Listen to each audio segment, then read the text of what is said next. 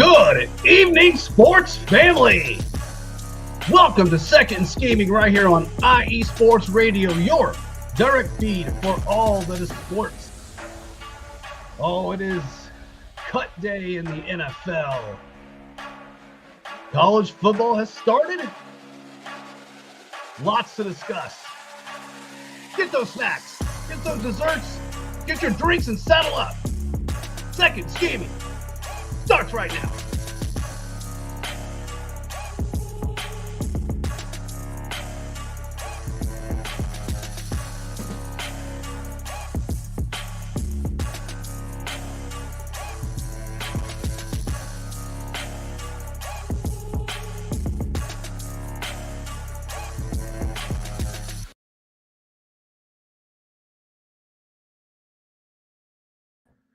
And a good Tuesday evening to each and every one of you.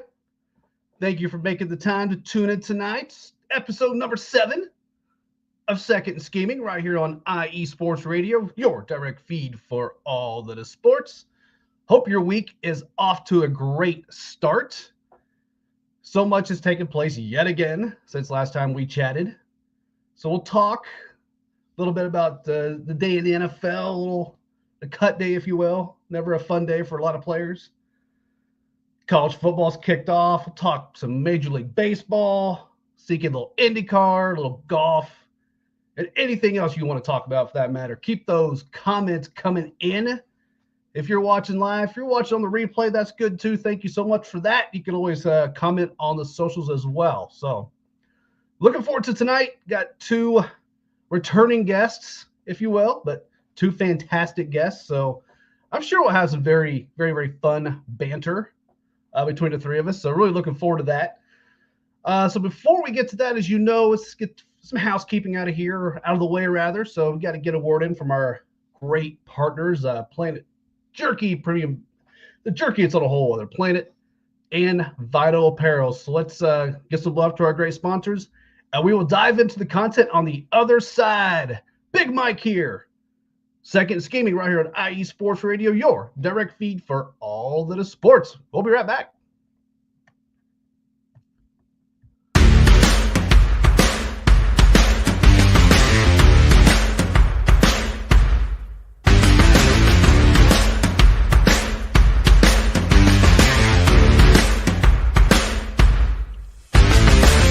IE Sports Radio fans, this show is brought to you by Planet Jerky Premium Brisket Beef Jerky.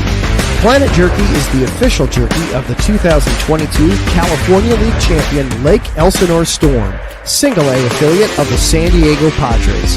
This all brisket jerky has gluten-free options, contains no MSG, no sodium nitrate, is low in sugar, and high in protein.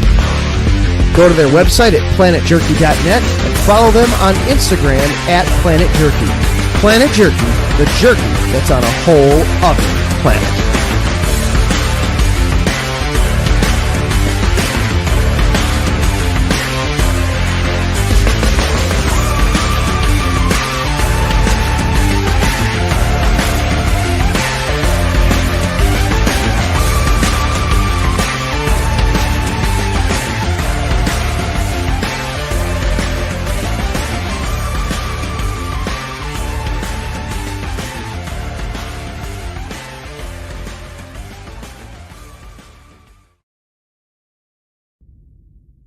Rise and shine. It's 4 a.m. The stars are still out. The sun is beneath the horizon, but it's time to punch in and go to work. The comfort of your warm-ups turns into the grinding out of your reps as the clinking and the clanking of the plates create a symphony of euphoria. There's no other feeling like it. Earn it, burn it, and take what's yours.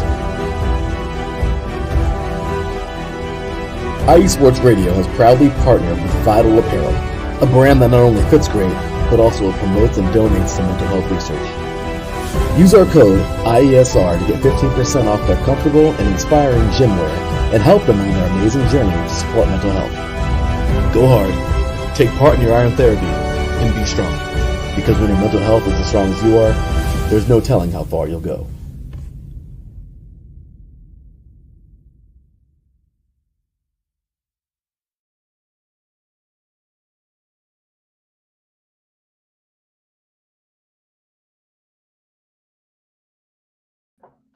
All right, welcome back.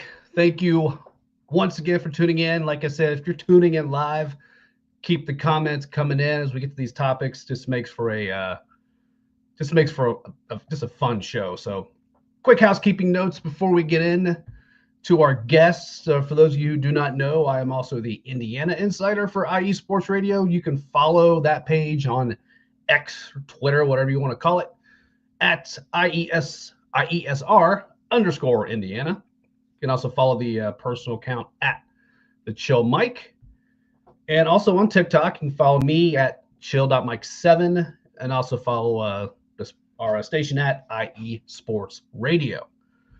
So thank you very much for that. So without further ado, let's welcome in our guests for the evening. As I mentioned earlier, both returning guests. First guest here is, for those of you who remember the days of Indy Sports Nation, we got my Pacers insider George coming back on. George, what's up, brother? What's going on, Big Mike? How are you, brother? I am doing well. Thanks for making the time tonight. How are things your way? Doing good, buddy. Doing good. Doing good. Where can we, real quick, where can we find you on the socials and talk real quick about the Naptown Bourbon project you got going? Over on Twitter at gturn3796, and if you're into the bourbon scene, on TikTok at Naptown Bourbon Reviews. Fantastic. Well, thanks again for coming on, brother.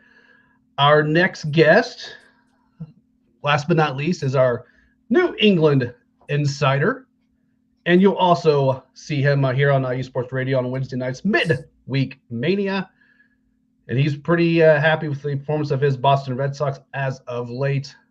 B Mad Dog, what's up, brother? B Mad Dog here. What's up, Big Mike? How can I be okay? I'm great. The Red Sox took 3 and nearly swept the New York Yankees. Hey, you can say that on this show. I'm good. I know. I'm just watched on purpose, man. Yeah. I get it. We got to mind our P's and Q's sometimes. So yeah. That's good. Hey, buddy, where can we find you on the socials and all your projects and whatnot? So on my regular X account or Twitter at capital B MA like Massachusetts dog with a W 617 Boston area code, and for my professional insider account at all caps IESR capital N new _ with the capital. Perfect. Well, it was George before he came on here, man. We were talking before the show started, and I was like, man, I'm about to get these two back on during hockey season. So got a Bruins fan here, got a Lightning fan here. We have to get Ritter on here with this Panthers take. We got an outdoor game coming this year, so.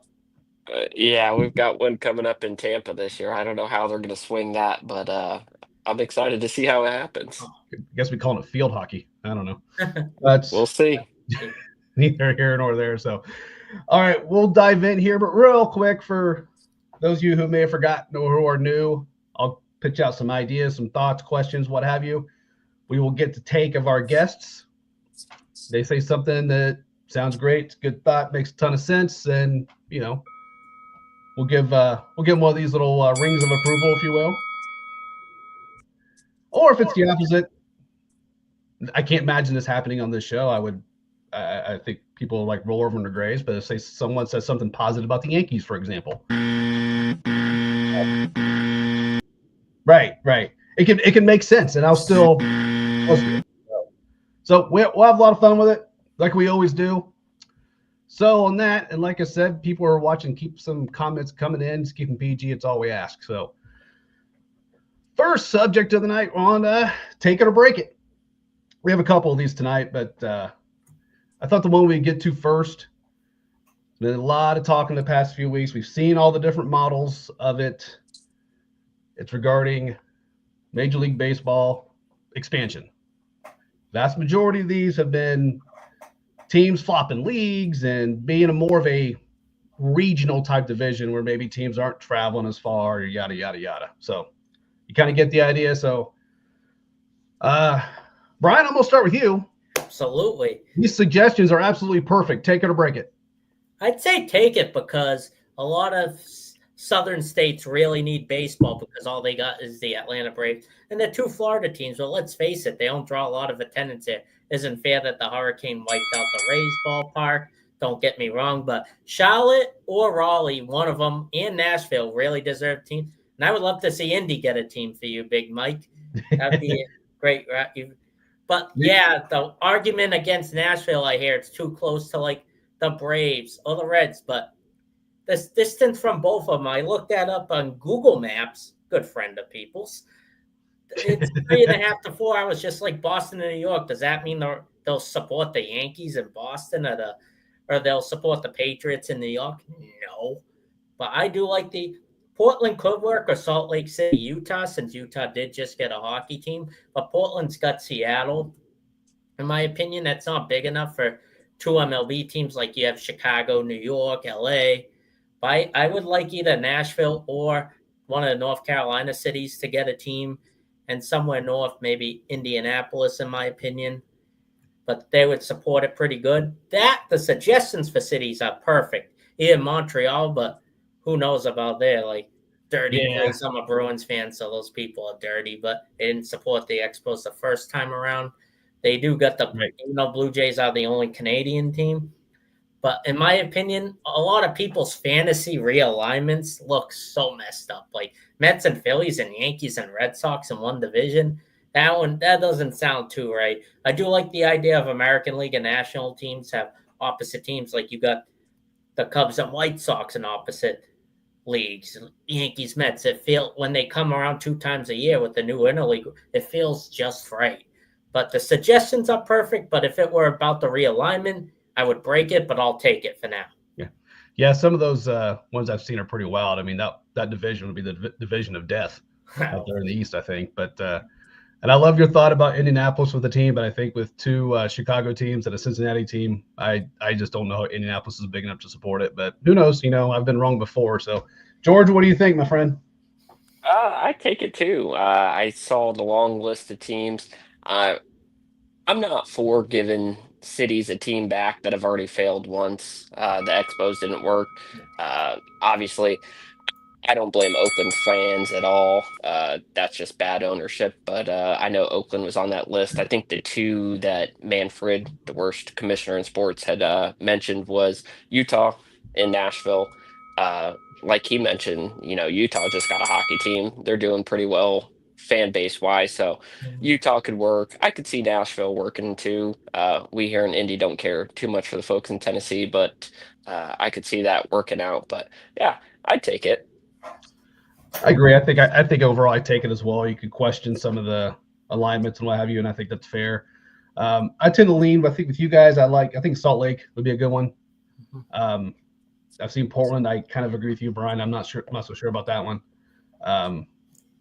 Nashville's just a hopping city, and I don't think even if they did go there, I don't think it's going to take a lot away. I think Braves and Reds will still have their support.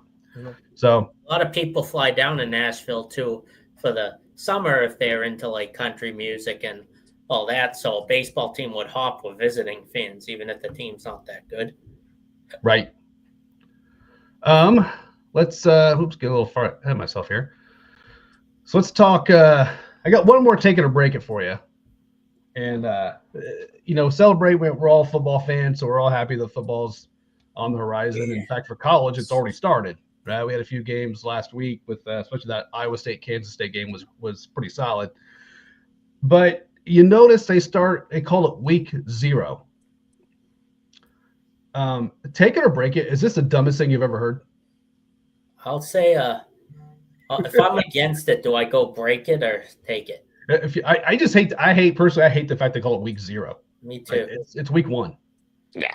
Yeah. It's week 1. Why are we calling it week 0? It's like why are you having it 6 games with people that about smaller schools when all the big schools start on Labor Day weekend? It makes no sense. This year's week 1 looks amazing. 3 of the top 10 teams playing each other. You got Notre Dame and Miami on the Sunday NFL. You got big noon Texas, Ohio State, which Barstool owners apparently blackmailed there. But even though it's a separate, that was supposedly fake news. I guess that was disproved. But the fact that game's at noon is ridiculous. Yeah. We all know That's the why. one thing I hate about the new college TV deal. They give the biggest game to Fox, and they all want their games at noontime. I can see separating that slot to make it stand out, but you don't put Michigan, Ohio State at noon every single year. What's wrong with these people? No, and I am one of the biggest Ohio State haters around. Yeah. I'm like, they got a hell of a following. They're good every damn year. It's like let's put them on at noon against Texas.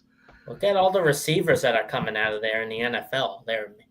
And Buka's a guy to watch out for this year. Oh, no doubt about it. George, am I wrong here? Is week 0 just stupid? Yeah, it's call it week 1. Silly thing to say.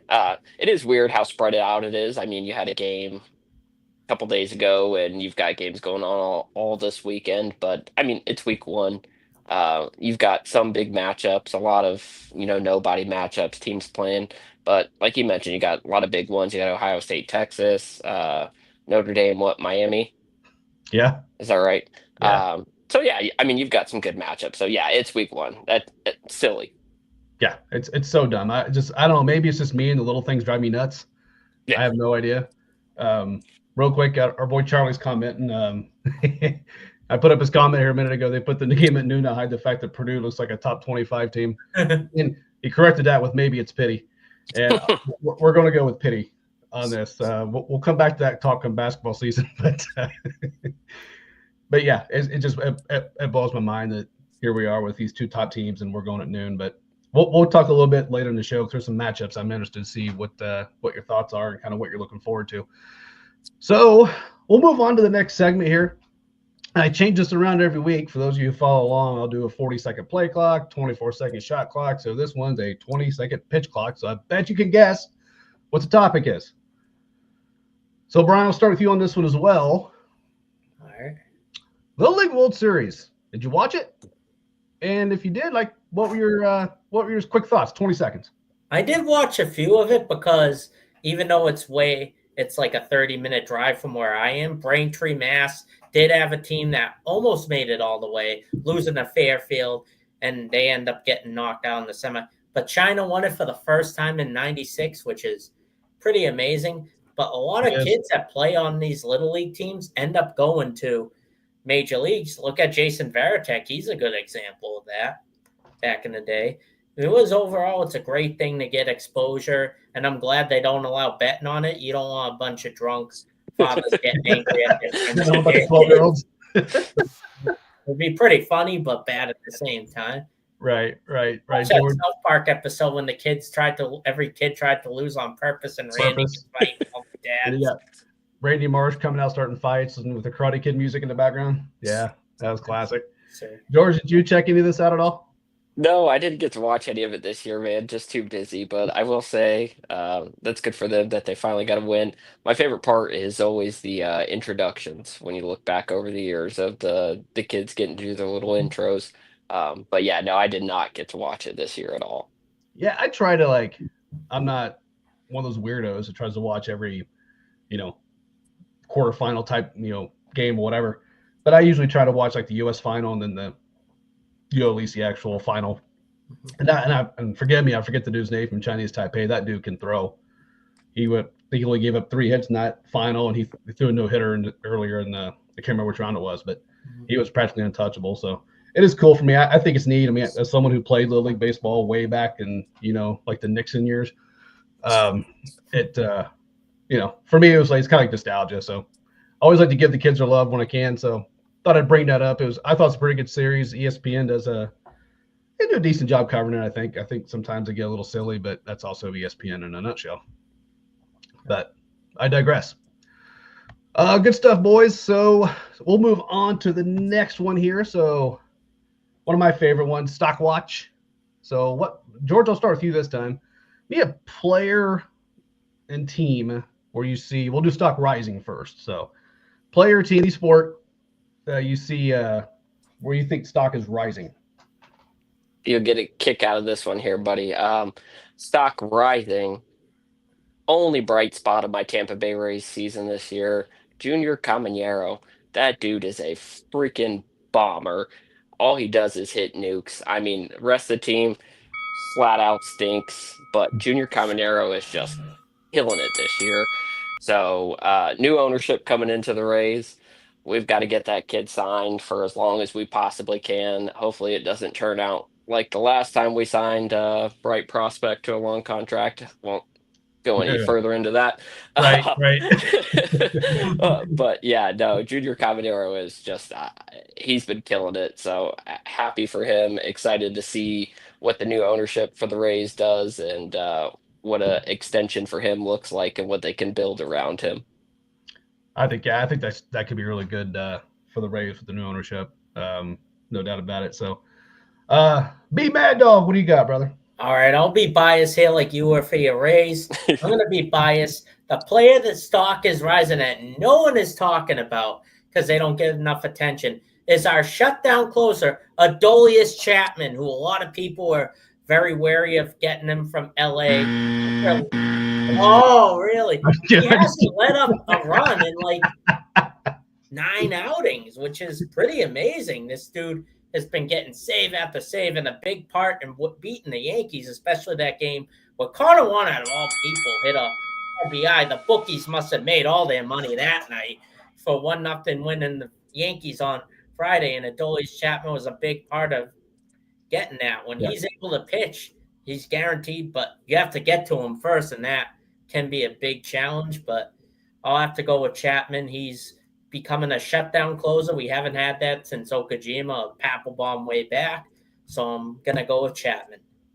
All right. Good stuff here, boys. I'm going to go. I got a couple here for you for stock rising, and I'm going to go away from the major sports, if you will. So I'll start with golf. Tommy Fleetwood finally getting a big win this past weekend. I'm a guy that pretty much says, I'll take Scotty Scheffler, you take everybody else. And I would have lost. So, but kudos to him. It's a long time coming. And then I'll go to IndyCar as well because Ed Carpenter Racing, obviously not one of the big teams in IndyCar, but Ed Carpenter's a local kid, went to Butler University here in Indianapolis, is opening his new headquarters in Westfield, Indiana.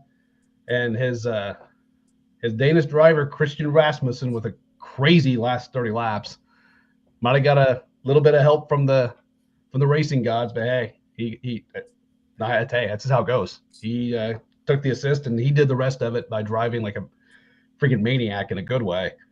And so he gets his first win. And what was really cool about this, if you can imagine your first win, you're thinking, oh, the crew, his wife, girlfriend, or whoever's gonna be the first one, at victory circle. Nope, it was his racing teammate Alexander Rossi, like jumping out of his car and doing a dead sprint to go congratulate his teammate.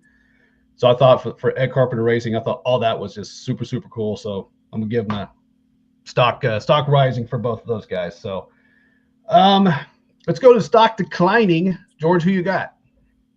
I don't know how much it can decline more than it already has, but we got a big announcement today out of the Saints camp that they have named their QB1, Mr. Spencer Rattler. That was a QB room that no one really talked about because no one really cared about. And they've chosen the best of the worst there, and that's Spencer Rattler. So I'm not a Saints fan. They did us dirty here in Indianapolis way back when. So that stock on them is definitely declining. I like that one. What do you got, Brian? All right, so this is pretty embarrassing. So player stock declining has to be a guy you thought was all set, would have a good running back tandem like Detroit with Montgomery and Gibbs. I'll have to go with Brian Robinson Jr. getting traded to the 49ers because a 6th-round rookie, Crockett Meyer, I think her name is, I don't know, his CM initials, and you got Austin Eckler, who declined dramatically since he was a near top fantasy pick 3 years ago. But you got traded and you made the NFC Championship to San Francisco. And if McCaffrey's healthy, even if he's not healthy, who knows if he'll get playing time because Isaac Gutierrez will be the next person in line. So especially if they decline, especially Jennings isn't able to play for the 49ers. Brian Robinson Jr., that's probably embarrassing. I'll have to go with his stock decline the most out of players you thought would be really good.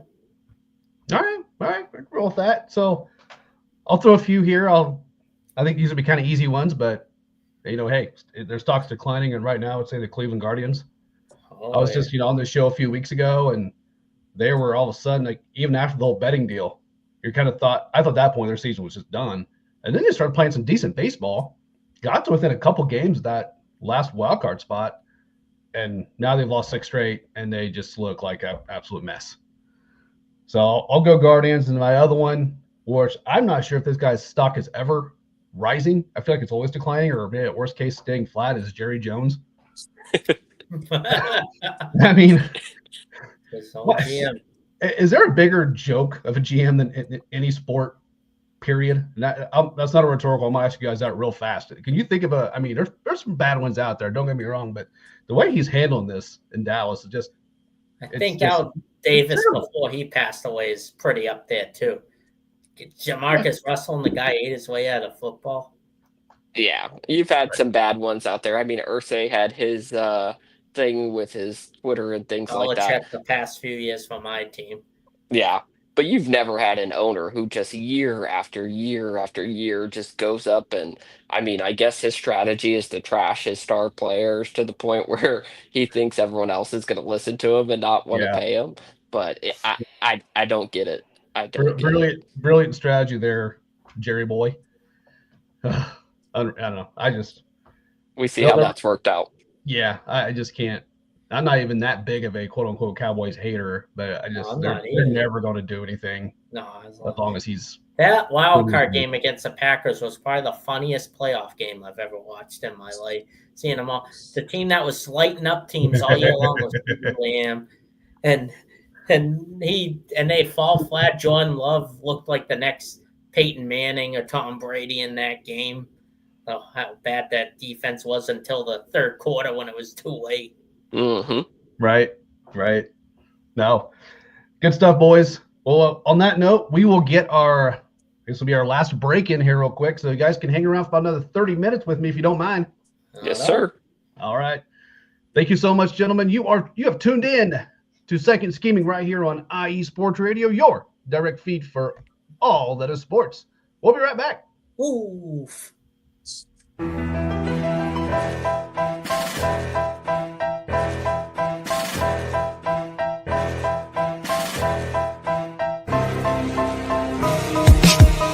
For the last 10 years, IE Sports Radio has been bringing you amazing content ranging from interviewing legendary athletes, coaches, and other authorized media personnel to building tailor-made shows dedicated to all major sports cities around the country.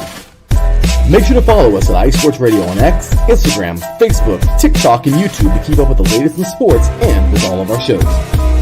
Also, make sure to check out our daily updated website at iesportsradio.com. At iesportsradio.com, you can see our daily show schedule and check out all of our show pages with personal bios to learn a little bit more about each of our awesome hosts. In addition to our show pages, you can catch the IE Sports Radio blog, Hall of Fame, Fans of the Month page, and our merchandise shop, including t-shirts, tank tops, caps, long sleeves, hoodies, and more.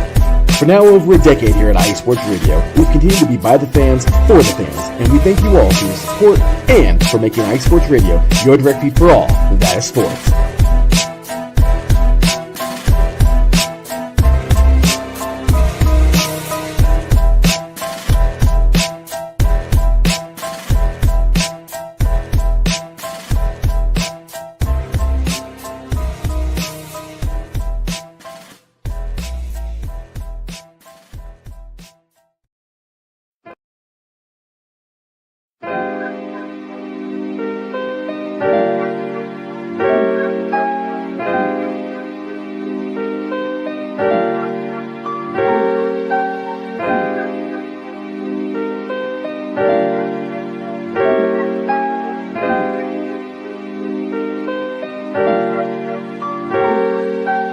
Hello, ladies and gentlemen. My name is Davidson. It's your boy, Dentarius Locke. And we are the hosts of Fast Break here on IE Sports Radio, where we discuss everything in the world of basketball from prep to the pros. You guys should definitely check us out, man. Sunday, 8 p.m. Eastern, 5 p.m. Pacific. We got all the basketball information you guys need, so we look forward to you guys listening in. And please do, because we are the best basketball show on this side of the Mississippi. And please do check us out on Twitter at FastBreakISR. D-Lock, where's our time again? 8 p.m. Eastern, 5 p.m. Pacific. That gives you guys plenty of time on a Sunday. Tune in.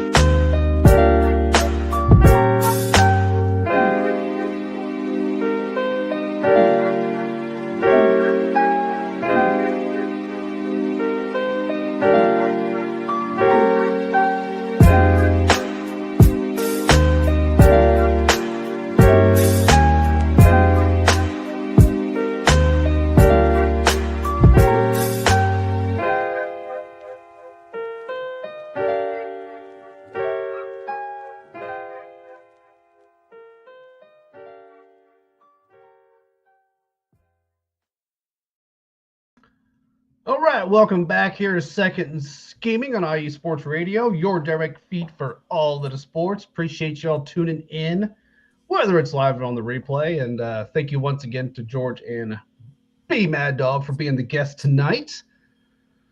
And also, before we get into the next topic, you've heard us talking some football, baseball, a little bit of everything else. So be sure to check out Bullpen Bulletin tonight, right after me.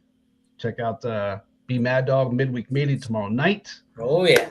Our first ever, I hate to interrupt, our first ever NFL face-off and IE Sports Radio headquarters in California. You got Mr. Terry Rodriguez, my co-host, representing the Los Angeles Chargers, with Harbaugh at the helm, taking on the world-renowned, controversial, they make news for the non-sports reasons today, the Kansas City Chiefs take with Bob T. You couldn't ask for a better inaugural matchup representing IE Sports Radio headquarters and one of the biggest powerhouses in football. It will be amazing. You got 1 week, extra week to replay that, to preview it.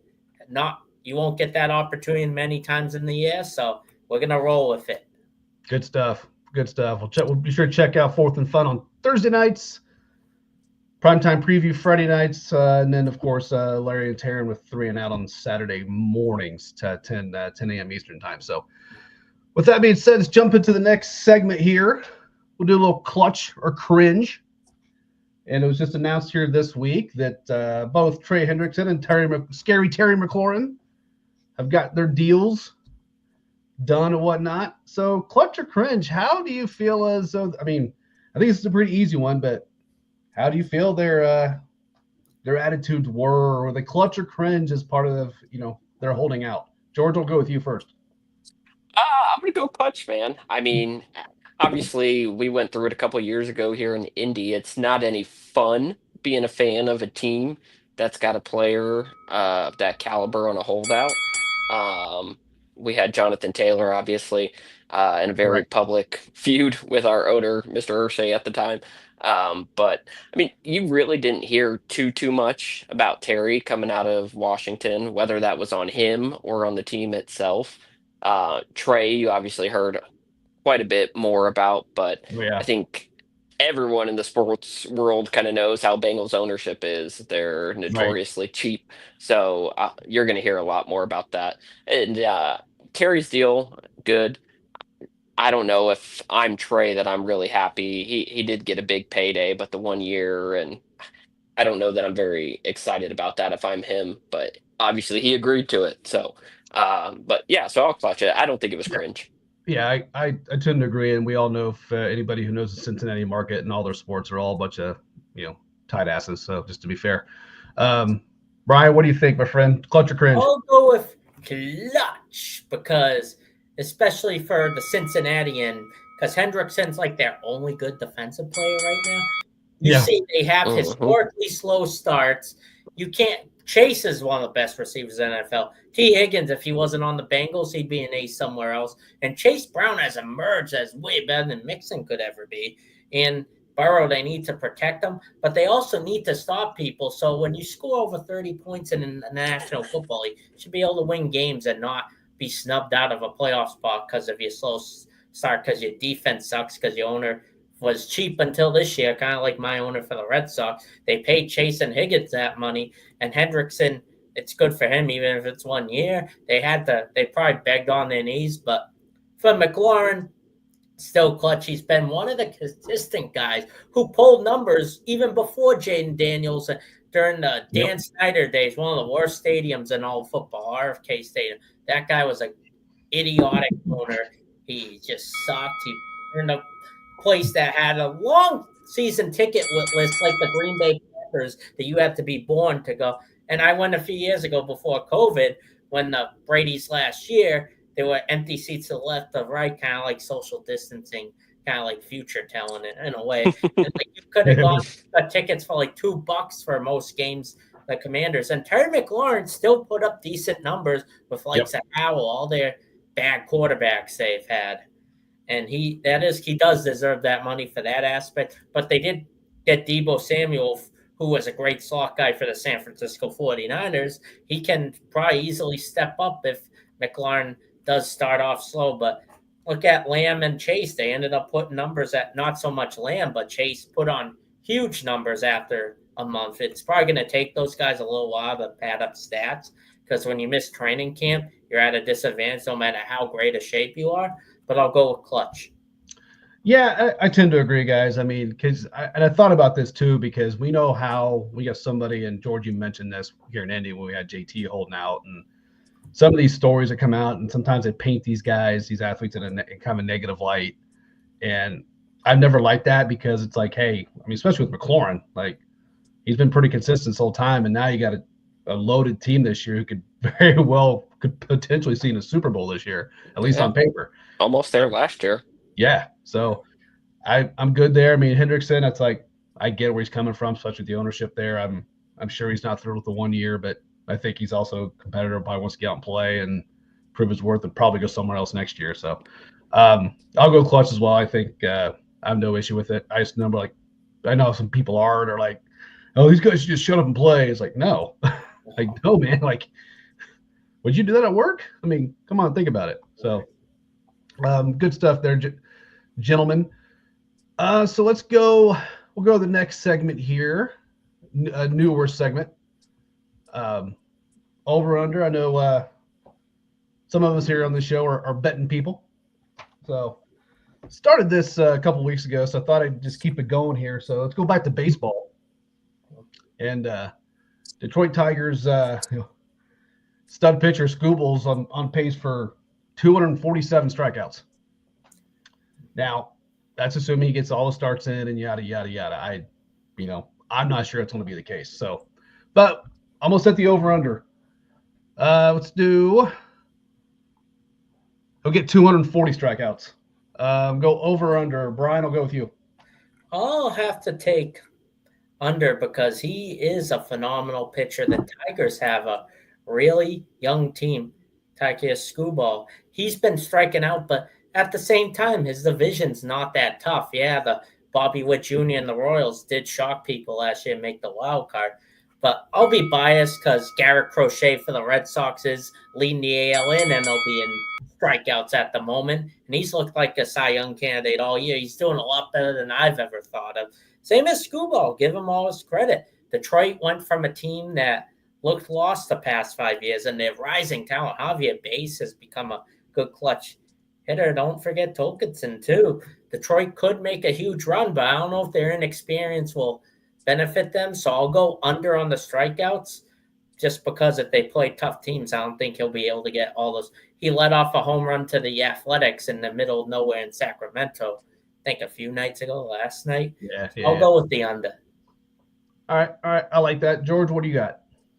I'll probably go over. I think with that aspect of the young team, coming down the stretch here, coming up towards October, kind of puts the team on his back there and keeps dealing. So I'm going to go with the over. Yeah, assuming I would go. I'd probably lean under only because if they've got, because you don't know, right? We'll see how that third week of September is. Where they're at in the standings, can they improve their standing any more, any less? So I could see a situation where maybe his last start they shut him down, something like that. But if let's just say that if they didn't and they had to pitch him, then I might lean over. But something tells me I just have a feeling they may just say, hey, you know what, maybe you'll go out for a couple innings and I'll pull it and they'll pull him. So I will lean under, but we'll see. I mean, it just kind of depends how it all shakes out. All right. With that, we'll go to story time. And typically on this is where I, say, hey, we saw something from this past weekend that, could build to a story. But let's be real. I mean, college football just started. It really hasn't even fully started yet. It's really all about MLB right now and a little bit of WNBA. But so I thought I would tweak this for this week just a little bit. Being it is football season and football is upon us, so let's just say you're crafting a story, you're talking to your kid here in George in your case, and it'll be a little bit. He's got a little bit of growing to do still. But if it's your kid or nieces, nephews, or whatever, because growing up watching football, there was no such thing as fantasy football. It didn't exist. Now it exists, and it's just it's insane. So you're building this story. You're talking about how would you think fantasy football has just affected overall fandom in general? And we could put that maybe two ways, like towards like your loyalty to your own team, or just general fandom overall to the NFL. And George, I'll start with you on this one. How would you like craft that if you could or had to? I think almost like it could be positive and negative, almost in the same aspect as betting. You and I both Colts season ticket members. I've been in the Colts stadium, and I've had players that are playing against our Colts, and it's like they score, and it's like yes, but you're also like, oh, Right. yeah. So same thing. I mean, with betting, I mean, people can be extra hard on players, and you get players doing things that they probably shouldn't do. We've seen stories countless times of players with betting. So I think overall it's good because it gets people more involved. You're paying attention to teams that you probably wouldn't if you weren't involved in those things. But yeah. Yeah, I mean, I agree with you a lot there, George. Brian, what do you think? Honestly, it definitely affected overall fandom because with all the penalties and how bad the refs are becoming in the NFL, if some guy gets rough, and Larry will talk about in our group chat how soft the game has become. Fantasy football is a shield for that because people love it. It's a good opportunity to positive. You get to bond with your friends, like trash talk them or bond with them. It makes it more exciting because you have a little team. You pretend like that you're coaching them, and it could give you confidence if you're doing well. Could hurt you if you're not, just like any other Sunday in your life. But it's made it more fun. But it's made it so that if a defensive battle, and it's not like the Buffalo Jacksonville pre Josh Allen game like 8 years ago, one of the worst wild card games I've ever seen. No, it's made it so that defensive minded games where they stop and sack them gets looked at as boring now, which is very unfortunate. Like the Pats Rams Super Bowl, one of Brady's last Super Bowl wins, Aaron Darnold was on the Rams, and you had a Will Ford carry that team. They won. It was a low scoring game. It was a great game too. Gronk didn't show up one of his first times. That game was awful. I'm sorry, brother. Yeah, I was bored. I fell asleep. It was a defensive battle, but this is what I'm saying, because people tend to get born with low scoring games because we all depend on guys, especially in PPR leagues. PPR didn't exist like 10 years ago.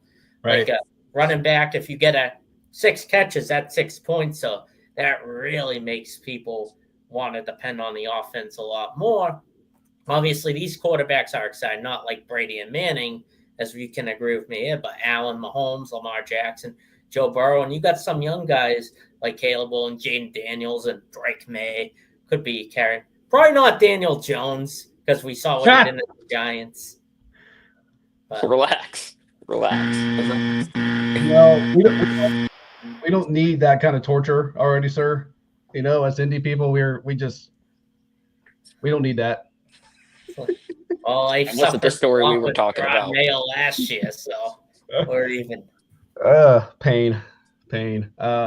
No, I'll throw my 2 cents in here, man. I think it's, to George's point, it's good and bad. Yeah. I would probably say from a branding standpoint, it's overall good because you've got people now that are watching the NFL and becoming invested in the NFL that were not before.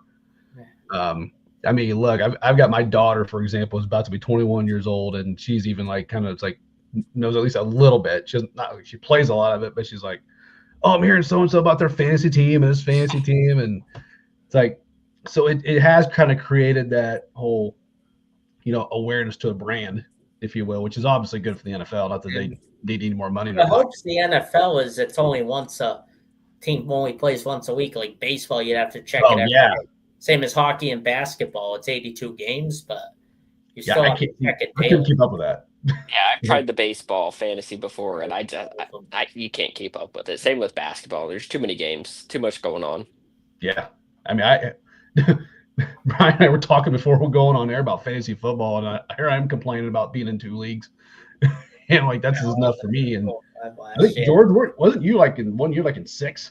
Yeah, I think I had 6 last year, and I took a step back this year to 4. So I have a hard time saying no. Well, last year I took a step back to 3. So Yeah. Yeah, I feel like that's probably normal. I'm on the road too much. 2's like barely I can handle, but no doubt it's just completely changed how we view a product. And I don't think mostly I think it's good. Or obviously some bad with anything new like that or newer.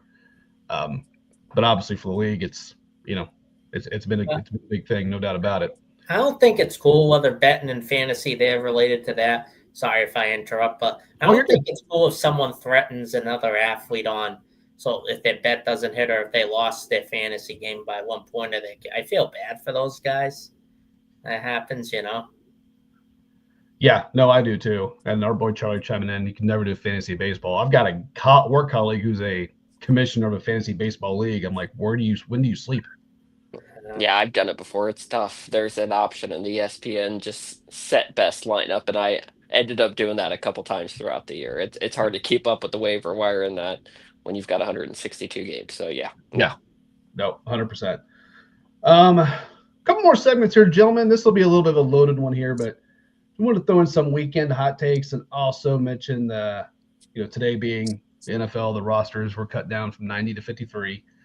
Brian, I'll start with you. Is there so have a two-parter, any weekend hot takes from you, any thoughts or surprises when it came to cut day today?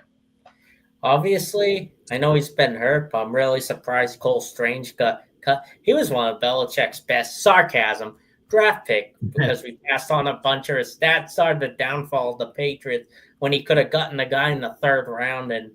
But obviously, I'm also shocked that Shiloh Sanders got cut because there must be some grudge, whether you like Dion, Coach Prime, or not, for a guy like Shador, who was supposed to be a top 4 draft pick this year. We all thought. Then he didn't get drafted night 1, not even night 2, but night 3. But Shiloh had a great, and he gave his mom like a jersey or something, and he finds out he gets cut. I do feel bad for the guy because he did have a great preseason, but that doesn't always matter as guys get cut very easily.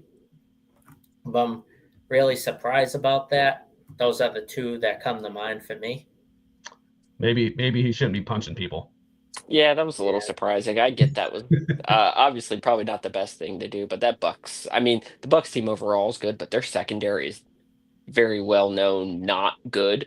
And I Correct. think he had a great preseason. So was it the punch that did it?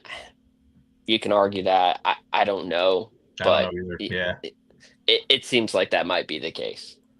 I feel like that was probably he might have been kind of on the cusp there. Then that happened. That was their exit ticket. So at that point, but George, any weekend hot takes? Any surprises? Non-surprises from cut day today?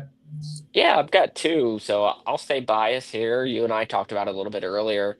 One of Chris Ballard's 2nd round draft picks, local kid out of Indy, Juju Brents, gets Yep. cut today.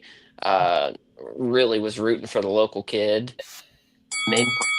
He's still got a lot of upside. He may land on his feet, but best ability is availability, especially in the NFL. And Juju just could not stay on the field.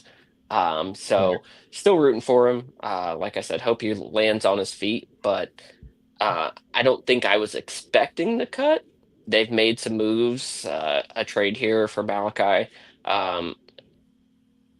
Here recently, but yeah, no, I really wasn't expecting that. And outside of Indy, coming out of Carolina, Hunter Renfro cut today. Yeah. One of the better receivers in the last couple years. You land in Carolina, obviously that's a tough situation for anybody to be successful in.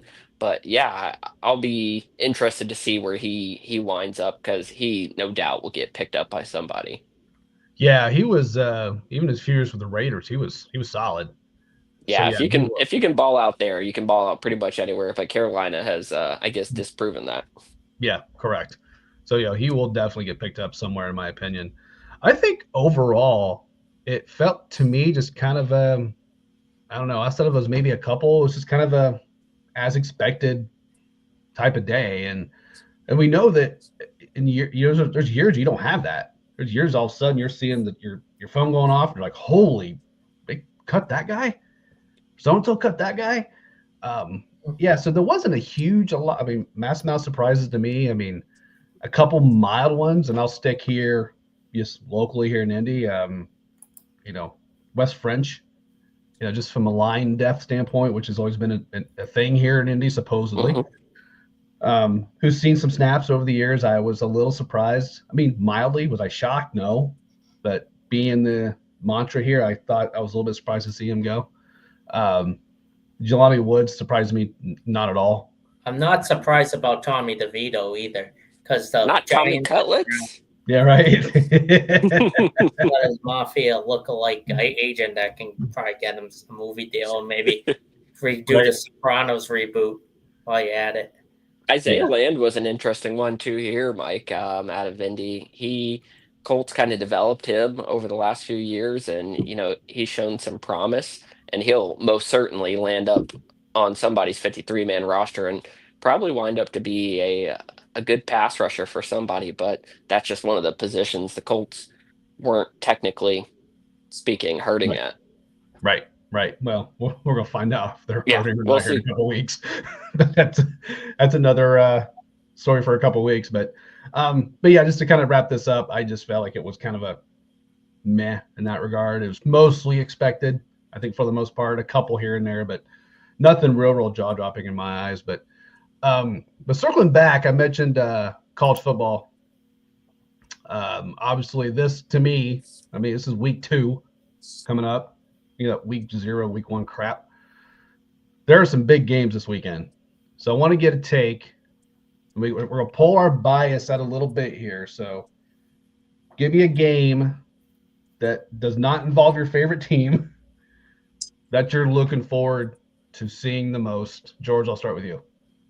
I think this one is probably pretty obvious, but I'm excited to see future Colts quarterback Arch Manning at the helm, fully this year.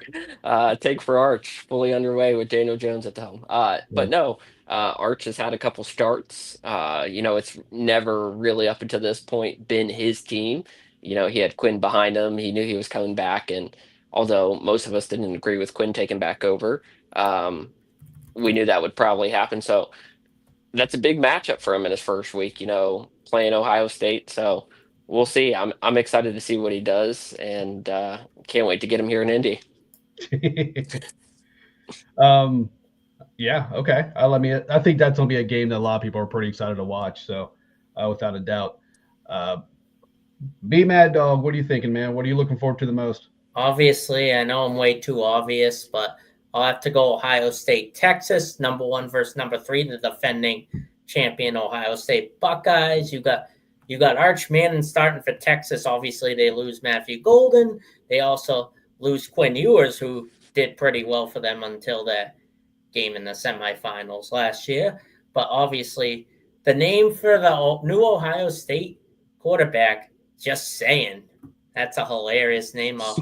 Interesting to see what he does, especially with Mbuka gone, and they lose 2 1,000-yard running back Henderson on my team, which will be interesting to watch. A lot of brand new players, despite being defending champions last year. It should be a really good game. I'm looking forward to see how it looks like, and it's a huge confidence booster. Whoever wins this game, especially Dave Portnoy may pretend the Longhorns are Wolverines, for crying out loud. You could get the last laugh if they win, because they'll probably storm at that stadium being part of Fox, who has big noon coverage. So I'll go with that. All right. Obviously, that's a game we'll probably all be watching, and, I'll be rooting for a 4-touchdown plus victory for Arch and the Longhorns. Side note, I do think Henderson in New England is a very, very good fit for him. I think he actually do pretty well up there with how your offense will be set up, but we'll find that out. We'll see how Jenkins is going to do in the Browns, their other running back. Well, I don't really care about him. I just mentioned Henderson because I got him on a fantasy team, but that's neither here nor there. So I'm going to throw a couple out here. I'm not going to mention that game. It's because I think that's one that a lot of people are going to mention. LSU Clemson, I think it'll be an interesting one. I'm looking forward to a lot of hype behind Clemson this year. I really wanted to see if they're as good as these experts think they will be. And then, of course, Notre Dame, Miami. Because we just don't. you got Notre Dame starting Carr, who's, played like 2 snaps essentially. So you got a real true freshman going into the U, and with everybody at the U saying the U's back every year, and they never are. No, the old Catholics versus the convicts, Yeah, baby. and you got Beck transferring down to Miami, so with a lot of hoopla. So, but I'll be interested to see Notre Dame's defense. They got a lot of guys back from last year's squad, a couple guys who wasn't on last year's squad due to injury. So maybe we'll see how that game goes. I think that, Miami's known these past few years to pull off that upset early and then show their true colors later in the season. And if you're Notre Dame, it's like they're known to lose early and then go on these runs just like last year. So I'm interested for both of those, to be honest. Obviously, I'm interested for, Ohio State, Texas too. But go Texas. Got one last comment coming in here. Yeah, I mean, I'm surprised that wasn't Zach. Belichick's UNC debut. We're not watching that. Yeah, I mean, look, favorable schedule, but you look at the ACC and college football. I mean, it's just what not. It's what it is. I mean, to be honest, we're talking. Let's be real. Big Ten, SEC. It really is just 2 conferences at this. And Big 12, Pac-12's coming back next year, more than 2 teams. But it looks like reject state. Texas State, Colorado State's going.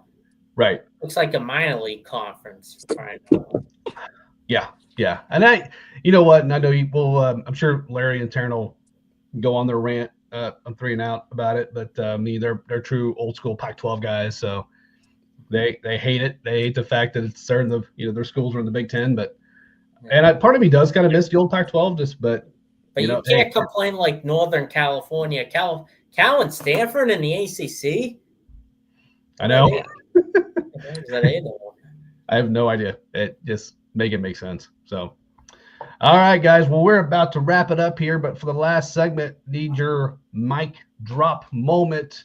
Brian, I'm going to start with you. Give me your everything you're seeing up to today. Talk whatever sport you want. Give me that mic drop moment that we can't laugh at you too hard for.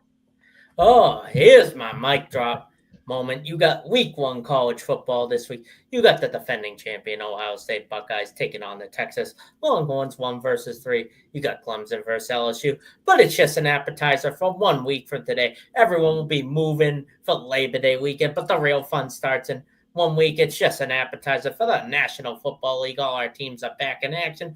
Hopefully my guys don't get hurt. Red Sox just beat the Yankees 3 out of 4. So this isn't going to be a big mic drop for me as it would have been last weekend. But college football is back, baby. You should be all excited. But if your team's contending for the wild card, you don't have to check out on baseball. You can check in per se. Later than 10 o'clock Eastern, like check-in time for all hotels around the country. That's my mic drop, baby. All right, George, let's hear yours, my man. We have got one of the better times of the year coming up here. We've got college football starting. We've got NFL football starting. We've got baseball coming up towards the end of playoffs starting here. We have got the best football team in the state of Indiana. The Indiana Hoosiers. The Buffalo is back, baby. And Coach Signetti is running wild all over them. I don't want to hear anything about schedule dodging. We are not scared. We are never daunted. And we are going right on back to the college football playoffs. Yeah. Surprise, Big Mike. Surprise. You know what? I had to get. That's just I got to give you some crap on that. I got to give you some crap. But I will say this. I mentioned this, and then we'll wrap this up here in a minute. But I was telling a few other people, I'm like, I'm excited for college football this year. You don't have much to be excited about in professional. For Indiana, you guys got 2. You got Notre Dame. Yeah, Notre Dame and Indiana are both going to be solid teams this year. They look less of a joke with Bill O'Brien there, but still, it's Boston's not known for college football. Yeah, so this will be a fun college season. I could see potentially both teams back in the college football playoff. Yep. I think for Indiana, it's just going to depend on those couple big road tests that they have this year and how they perform in those environments against better schools or better teams rather than they've seen in the past. And if they can hang, I think they can lose as long as they hang. And you get some help with some SEC schools with choking it away, then hey, you're gonna be right there again. So that was so much fun last year. I mean, if you like Indiana, hate them, the same with Notre Dame, it didn't matter. It was just a lot of fun. So, yeah, I'm right there with you, man. I think that IU could really, they got an opportunity. So, and we'll see what happens. But I'll give a couple quick comments rolling in here, and Charlie's checking on there. George saying it's a cupcake schedule, but then he replied with a good luck. So we're all in good fun here. It is a tougher schedule for them this year. I mean, going to 2 Penn State and 2 Oregon. So, but hey, I think they can win one of them potentially. We'll see. Yeah, I like that Penn State matchup better than I do like the Oregon matchup. But the only issue with that, the Penn State one worries me only because if they were to lose to Ohio State that week before, you're going to get a really pissed off Penn State team. But it could work the other way too. So, they could win and be on a high and take advantage. So, well, gentlemen, on that note, we about to wrap this baby up, but I will throw a couple of mine in here real quick. I've used it before.